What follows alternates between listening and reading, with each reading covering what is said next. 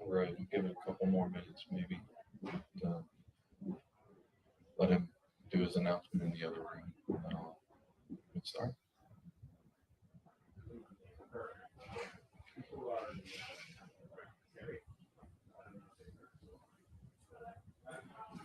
Good morning. Please join us in the commercial pavilion if you're interested in hearing about the Bardex OmniDock, a novel solution for launching and retrieving floating wind platforms and used for dry docking. This will be happening right now in the next couple minutes.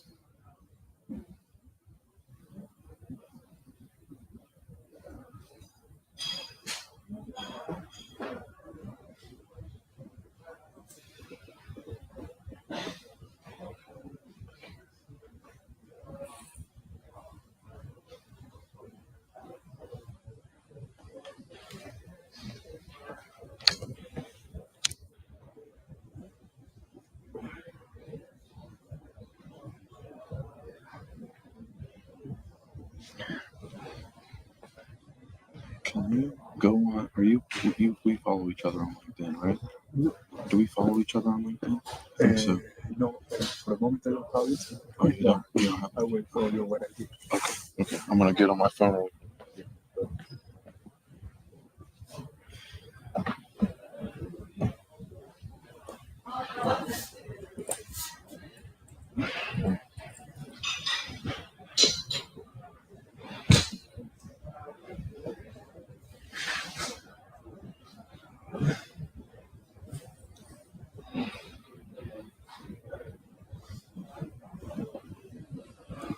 Okay.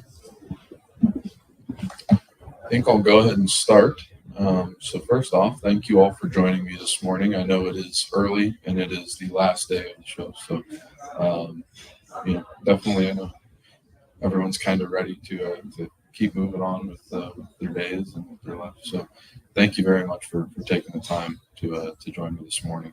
My name is Daniel Toerner. I'm with Bardex Corporation. I'm a technical sales engineer here to talk to you about our OmniDock solution. It is a solution for launching and retrieving really anything that you could possibly want offshore. It's actually why we gave it the name OmniDock, using the word omni, meaning in Latin all or every. So we have the ability to really scale our design to match whatever you need, and especially with what we're looking at here in particular, fully integrated floating offshore wind turbine. Check, 1, 2. Hey, check. Hey, good morning.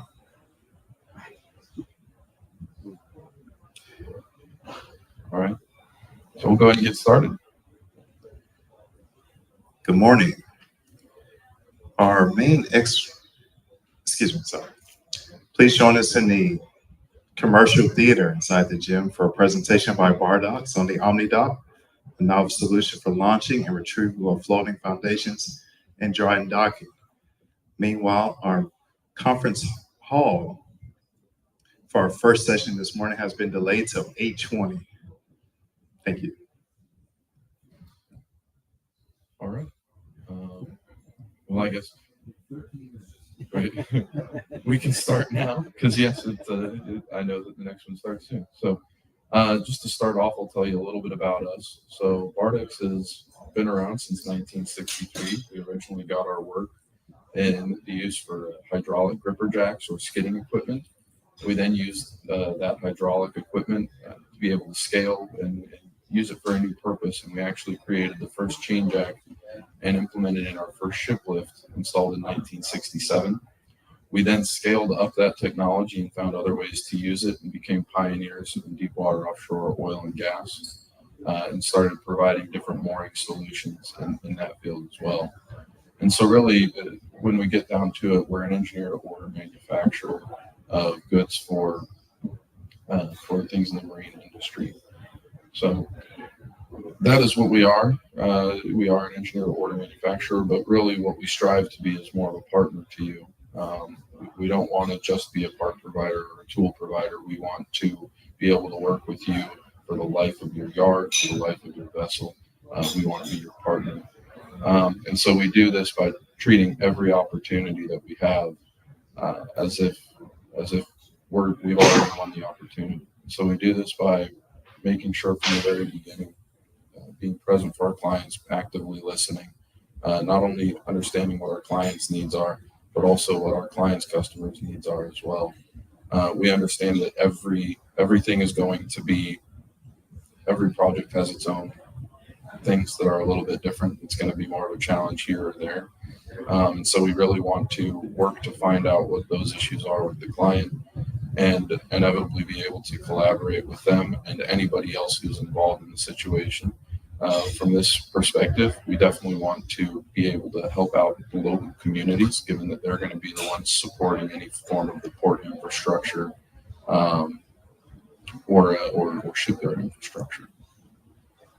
So I touched on it a little bit. We really have three main areas that we focus in. We have our hydraulic skidding equipment, which is where we got our start. We've actually provided most of the skidding equipment for the fixed drilling platforms in the North Sea for moving their derricks. And then today, of course, we're going to talk on the OmniDock, but we have a full Omni suite of technologies, which is our OmniLift, OmniDock, OmniCrane, and then our transfer systems that go along with it. And then finally, our mooring side, which some of you may know us about from our work in offshore, but our mooring equipment and tensioning methodologies have always been at the forefront of what's been offered in the offshore oil and gas industry. But what we're really here to talk about today, the OmniDock. So what is the OmniDock? Well, our OmniDock is really a combination of two proven technologies for now a new form of use. So we take modular floating concrete caissons that we are in partnership with the company Safier, who will also be at our booth today and have been for the past couple of days. So if you're interested in hearing about that technology, please feel free to stop by. But we use their technology and what's called their C2C patented technology for being able to take these modular caissons, put them together, and basically turn them into one main structure. And then we add in our traditional OmniLift equipment, what we would normally provide to a shipyard or to a port. That would be a form of extension or cut into the port to be able to service vessels. And basically those two technologies come together to offer a floating to fixed solution for lifting any vessel out of the water that you may need. And so how it works, and I know this is more in a defense setting, but we can all picture that there's going to be an OSV on this, or maybe a fully integrated turbine.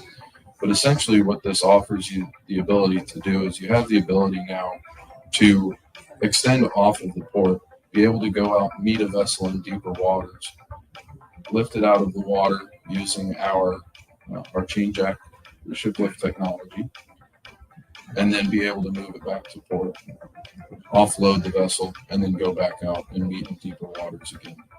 This is a great option for anybody who has any kind of major constraints with dredging, any kind of infrastructure requirements, or if there's any issues with not being able to do something at the quayside. It's a great option for that. It's also a great way to have a relatively mobile solution for you. So you can see now there was a transfer off using our bogey system, and it goes back out to service the next vessel. And what you see in the light right here is our traditional OmniLift technology built into the quayside. And how do we do this? Well, like I said, our technology has been well established now over almost 60 years now. And we use hydraulic chain jacks, which are a very, very precise form of lifting. So we use a feedback motion control with linear transducer measurement tool, linear transducer position measurement tool, in order to have it very level all the way across the platform.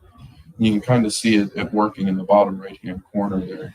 And when you look at it, you can tell that it's actually a very simple device. Really what we have here is a hydraulic cylinder, actuated pins that are locking in on your chain in order to make it very safe technology. You're locking in 2 different locations, and then you're offering 2 different mooring chains, each of which are designed with at least 1.5 safety factor, and only take half the load on each of their lifts. So it's overall a very robust yet simple system that utilizes a lot of commonly available parts out in the industry. So you're not having to wait on some specialty need by us if you're needing to work on these, which is something that's imperative in areas that maybe don't have the infrastructure or the ability to quickly get some of these more specialized pieces. And of course, as I said, we want to be a partner to you. So offering anything that we can to continue working with you and offering warranty help is also a possibility of that. You can see here, this is our control system. It's a very, very simple control system. As you can see, there's a handful of buttons. There's 2 touch screens, which have a very nice guided user interface, excuse me, that is all touch screen. And actually, it's a little tough to see, but at the bottom on the left-hand side, you can see it says manual operation, and on the right-hand side, it says automatic operation. And so really what this system is able to do is it's able to figure out where your loads are, be able to do hydraulic load sharing across all of the cylinders. And this is how we're actually able to keep the platform level to plus or minus 1 millimeter across the platform. So it's a very accurate system. And actually, it's a really neat thing to see if you get to see it pressed out of the water. It all comes out all at once. The entire deck gets dry. It's really neat thing to see. So, what are the benefits to the port with this type of infrastructure? Well, a big part of it is that it allows local fabrication for both the concrete and the platform. Really, like I said, we want to work with the communities, and so we understand that you may have requirements for local content, or maybe you just want to make sure that you're providing for the people who are going to be working on this in this area as a whole. And so this is a great opportunity to allow them to fabricate whatever they need. Really, what we try to make sure that we offer, what we definitely will be offering, are the chain jacks. We'll manufacture those, any form of transfer system you may need, and we'll provide you the engineering. But we'll allow you to do the actual fabrication yourself if you would like. It's a market agnostic solution. So we can share this. It doesn't just have to be for floating offshore wind or just for commercial fishing or whatever it may be. We design to whatever constraints you're looking to meet. And so if you are looking to provide in defense, but also you're looking to help commercially, we design so that as there are ebbs and flows in that market, we can really help dampen the curves that you start to see as there's a cycle in the market. Because a lot of ports are owned privately and some also owned by governments, it does offer a lot of opportunity for federal and private funding. And a good reason that some of the banks will look at this is they think of it as an asset that can be bought and sold. It's not where it's invested into one yard and it's stuck there for the rest of its life until you tear it out and you install a new one somewhere else. This is something that you can use in your facility and then transport over to somebody else, sell to somebody else. So from a funding perspective, this is also very attractive for people who are willing to put money into this. And with this being a tool that would be owned by the port, a lot of the third-party costs that you would be seeing originally for, say, a semi-submersible, if you're trying to load out a fully integrated wind turbine, if you were to try and use a semi-submersible, that's owned by another company, and that's having to be rented out by the port, and then that's having to add an added cost to the developer. So now what we're doing is we're taking the money that would have gone into that area and providing that directly to the port. And it also ends up cutting out how much the developer is having to spend on it, because they're not having to deal with 2 different steps of profit margin. And a big part of this as well is that, like I said, it can be shared across multiple facilities. And so you have the ability to, let's say, you don't want to do all of the investment on your own, or there's an investment across multiple ports. Multiple ports can put the money into it and each have less of a capital investment, but they each get a share of the use of the tool. And so it's a little bit less risk for them. Or one facility could purchase Good morning. it, but lease it Please out. join us in the conference room for our first session. All right. I'm getting cut short. So anyway, so yes, it can be used by multiple different facilities, either within the port or within multiple ports that are all connected. And really what's most important to me is the safety behind it. It utilizes what is currently the safest shiplift technology currently available in the industry. One thing we're very proud to say is, like I said, we've installed we installed the first one in 1967, and we are the only ones in the shiplift industry who have the ability to say that we have never had a catastrophic failure in any of our systems, meaning that we've never had a failure that's led to injury to the system, injury to the vessel that's on the system, or injury to a person who's around the system. So that we're very proud of that safety record for, what is it now, 58 years. That we've had these installed and still nothing has happened. So we're very proud of that. Following up, just a couple more, I'll run through these because I'm sure you guys are eager to get to the other presentations as well. But like I already said, we can support really anything, including fully integrated floating wind platforms. And that is definitely a big feat given the size of these types of assets and the density of these assets. So we've already done the calculations for this. We know it's feasible, and it is already being used. It's using our proven technologies, so we feel very comfortable with our calculations on that. It requires no ballast water, which is very key whenever you're looking at environmental constraints, as well as CO2 emissions. Being able to just use the hydraulic cylinders to get these vessels out of the water is very helpful. You're not having to worry about putting in dirty ballast water back into the environment. You're not having to worry about any kinds of pumps or anything like that, or any diesel generator, whatever may be required. And so this is a really, really helpful part to what it can offer. It also greatly reduces the dredging and environmental disruption. So maybe you have some form of governmental requirement where you can't dredge past a certain depth in an area, or maybe as Safieri was saying yesterday, in the case of World War II, there's still some unexploded ordnances, and so there's concerns about being able to dredge in those areas. This would be an option where you'd be able to just be able to float into the key. You're not having to worry as much about the dredging at that area. Really, with all of this, it ends up reducing your CO2 emissions throughout the life cycle of the use of this asset, because it has the ability to go out, meet the vessels, and bring it back. And without having to everything can be run on or off the grid. You can run it really however your port is powered to use it. And so it's a very clean solution. Reduces our CO2 emissions, because if we can't do that, then why are we doing the offshore wind stuff? We've got to be looking at it from a holistic point of view.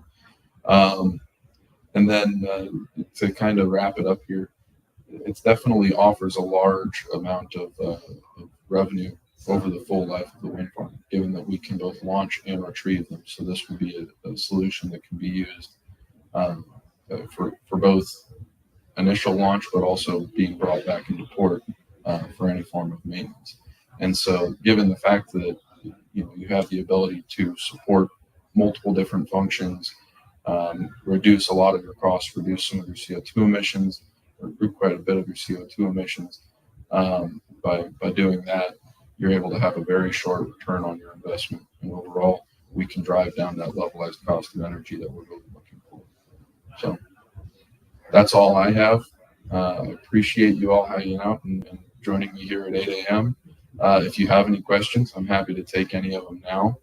I will also be at our booth 400, which is this one right here on the corner. So if you do have any questions on this or any of our other solutions that we have, I or anyone in my team would be very happy to answer any of those. So thank you all.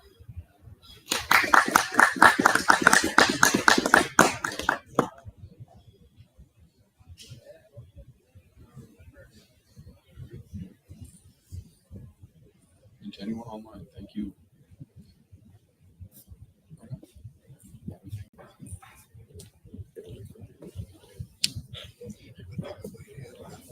Being able to launch and retrieve